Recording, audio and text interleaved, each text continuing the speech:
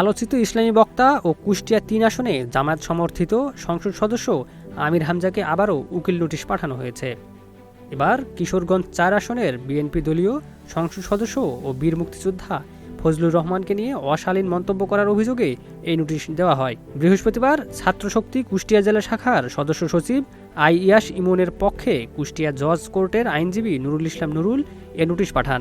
নোটিশে উল্লেখ করা হয়, ফজলুর রহমান একজন বীর মুক্তিযোদ্ধা এবং রাষ্ট্রের সম্মানিত ব্যক্তি। অভিযোগ অনুযায়ী সাম্প্রতিক এক বক্তব্যে আমির হামজা তাকে ফজু পাগলা বলে উল্লেখ করেন এবং তাকে মানসিক হাসপাতালে পাঠানোর কথাও বলেন। পাশাপাশি আরও আপত্তিকর মন্তব্য করার অভিযোগও আনা হয়। আইনজীবীর পাঠানো নোটিশে দাবি করা হয়, এসব মন্তব্য ইচ্ছাকৃতভাবে ফজলুর রহমানকে জনসম্মুখে হেয় প্রতিপন্ন করার উদ্দেশ্যে করা হয়েছে, যার ফলে তার সামাজিক, মানসিক ও আর্থিক ক্ষতি হয়েছে। নোটিশে আরও বলা হয়, আগামী 10 দিনের মধ্যে বক্তব্যের সন্তোষজনক ব্যাখ্যা না দিলে এর সম্পূর্ণ দায়ভার আমির হামজাকে নিতে হবে। উল্লেখ্য, এর আগেও বিভিন্ন বিতর্কিত মন্তব্যের অভিযোগে আমির হামজাকে একাধিক উকিল নোটিশ পাঠানো হয়েছে।